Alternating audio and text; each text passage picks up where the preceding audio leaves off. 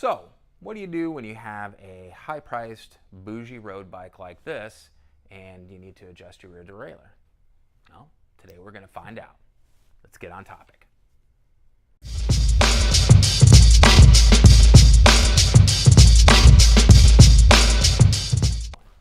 Hey everybody, it's Thomas with Get Out Arizona, and you are watching another episode of Toolbox Topic.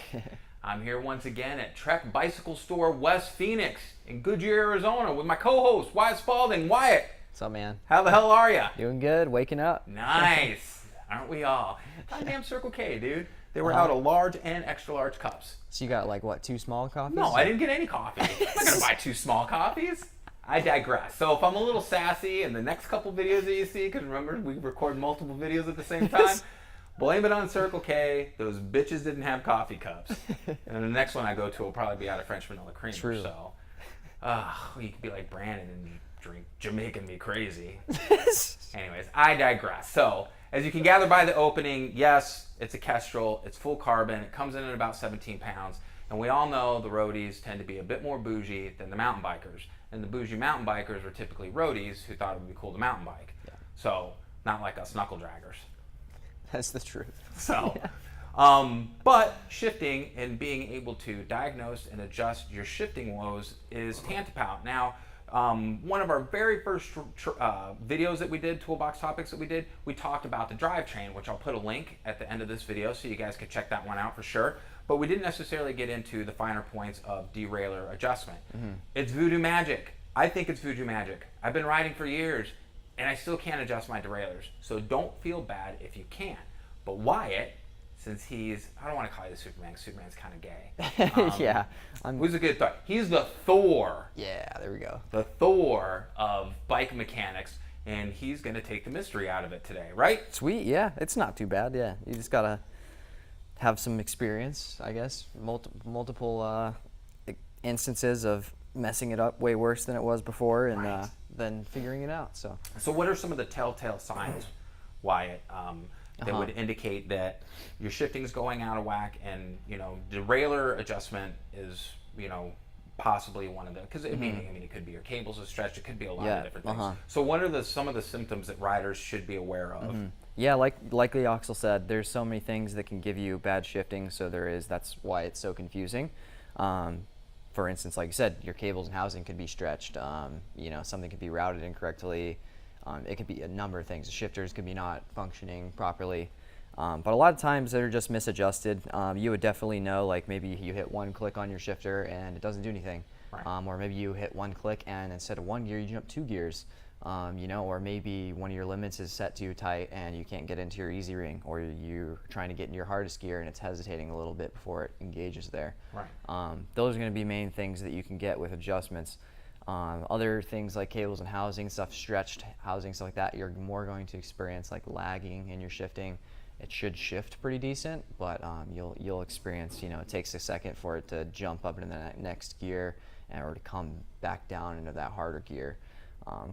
So really, the only thing you can do is what I always do is just kind of readjust everything, start from ground zero, right, and then readdress at the end. See what see what your end result is, and see if you have that crisp shifting at the end. And at that point, you can make that decision: do we need to replace a cassette or cables and housing, or do we need to align a derailleur hanger or something like that? That cool tool that I saw. Yeah. Yeah. So, all right, guys. And one more quick side note: if you hear banging or anything like that in the background, it's because they're building a devil's house, and by that I mean a Starbucks. Devils, man. Call it Dutch. Any coffee house, it's the house of the devil. But they're building one outside, and so we still need to record. So F those guys, and we'll just keep doing what we do. But I know you guys are understanding. You're an understanding crowd, seriously. So, all right, Wyatt. So let's get over here on this derailleur. Let's get on this rear derailleur. But remember, you got to stand on that side and point this way because that camera angle will block that camera angle. Yeah, there we go. So, all right. So what I always do. You talked about stretched housing and stretched cables. That sounds kind of naughty. Wyatt. I thought this was a kid's show. And where the hell's Brandon and that mustache? Brandon's gone, man. But oh man, that's all right. We're only stretching housing today. You're kind of young and cute. Joking. Seriously, guys, it's a kid's show. Seriously. If we don't make it entertaining, you won't come back. So. All right, so first thing I'm going to do is you always want to start with no tension on your shifting, all right? Okay. So his cable end just came off. I'll have to fix that, but we'll do that later. Anyways, though, you want no tension on it because the first thing that you're going to set is your high limit, which is how far this derailleur can come as close to the frame, pretty much. Okay. So if you want to pedal the bike for me, actually, Absolutely. I'll mess around with this high limit, and you'll kind of see what it's doing. So if I tighten this a lot, we're eventually going to get to a point where it jumps all the way into the second gear. Okay. And we know we don't want that, obviously. Right. We just want this limit to specifically prevent the chain from jumping into the frame. So we're going to go back down. We're going to roll that screw out until we hear clean shifting. And then we're going to try and actually force the derailleur as you pedal the axle into the frame. We're going to try and push it there because we want to see if it can. Okay. It can't right now, so it's pretty good. But if it's too tight, when we're, like I said earlier, when we're shifting down into our hard gears, it's going to hesitate, it's going to lag. So we're going to test it like this, dropping it back into that gear and making sure it doesn't hang up on that second to last cog. So that's pretty good. We know that's where it needs to be. The reason you do that first, though, is because that's your very first index point for all your shifts. Okay. If your high limit's off and your tension is off from there, everything else is going to be off. Okay, that makes sense. So that's why you want to do that first. And the reason why you want to do it with no tension on the cable is because sometimes your limit will be very far out, but the cable will be holding the derailleur in place. Right. So you think your high limit is set, but really the cable is just holding it. I'm counting this for my cardio, by the way. No, I'm joking. So always, just remove your cable, set your barrel adjuster all the way in, set your high limit, and you'll be fine and dandy to get the rest of your adjustments. Okay. So at that point, we can reset our cable here. I'm going to thread his barrel all the way in so that we can use that to full adjustability here in a second. Okay. Reason being, you just don't want that, hanging on the last thread or so. Cool.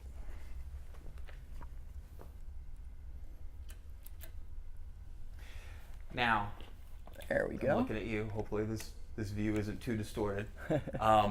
So obviously we got the camera zoomed in on the angle. We're going back and forth, and you might say, Thomas, sometimes why it's cutting in there, and we'd be like, deal with it, okay? I don't have a budget because I only have 51 subs right now. So if you want to see a better budget, a better production, like, subscribe, and share this with others so they can enjoy, along with you, the tragedy, the comedic tragedy that is Toolbox Topic. No, guys, seriously, we love you and we thank you for your support, but sometimes we got to do what we got to do.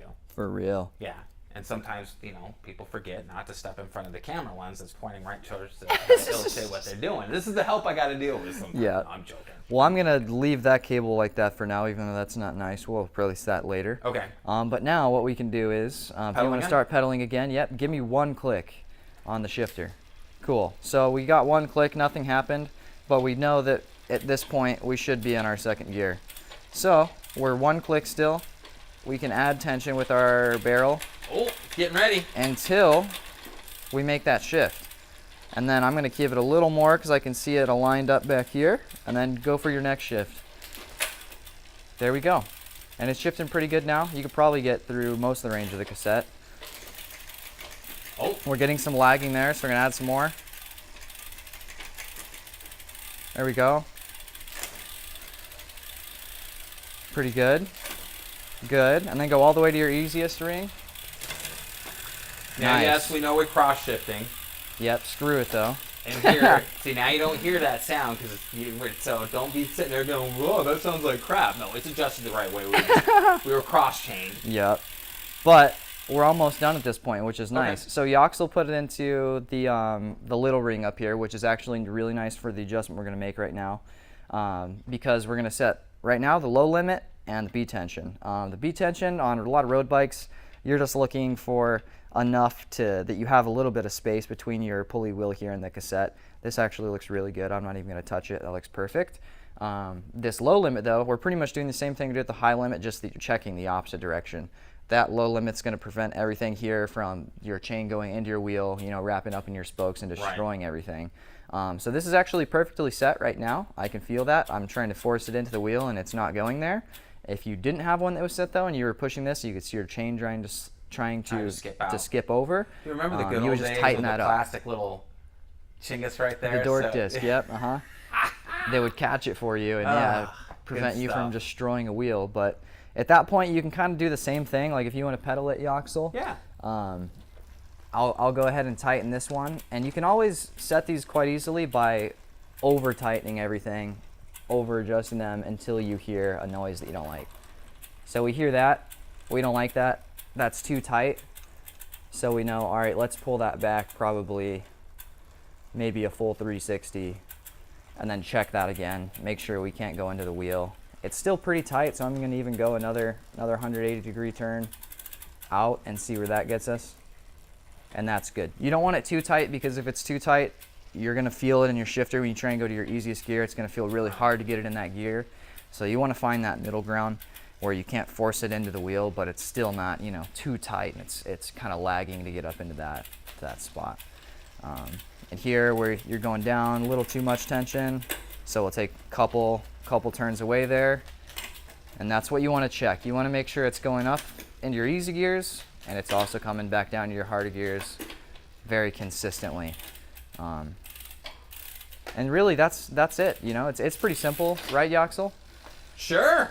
Somewhat. Somewhat. Yeah. And now I have a better understanding, and you know, that's one of the great things about these videos, and you know, we've talked about it before as far as that goes. A lot of the stuff I'm learning too. I'm not an expert, and so I'll have my epiphany. Now this makes sense as far as the adjustments and how to do them for me. And you might ask, hey Thomas, are you going to start adjusting your own derailleur? And the answer is, F no! I'm going to bring it down here. Why? Because I'm lonely and I love coming down to the shop and talking to these guys. We're lonely too, so we need friends. So it's a win-win Yeah, as far as there we I'm go. concerned. Dude, I'm sweating my man tits off. It is just... It's a little hot and humid in here. Yeah. Man, again, that's the conditions we work in, guys. Like, subscribe, and then that way we don't have to work in this type of... I'm joking, guys. I'm joking. The air conditioner's set on auto, and Brandon knows how to override it. Unfortunately, it's out of Wyatt's pay grade, so we're stuck in a little bit We're of heat, stuck so. sweating here. So that was actually, seriously, that took a lot of the mystery out of it, and it's simpler than what I thought, but practice is going to bring efficiency and you being able to adjust it and everything. Now, we already adjusted the front derailleur, and we're not going to go into that right now. We'll save that for another time. This particular bike, I know the owner, and he was having issues with the shifting. Now, all that being said, the shifting's dialed in and everything like that. It'll go back to its owner. He'll ride it, make sure everything's good, but he was concerned that there might be problems with the actual shifters.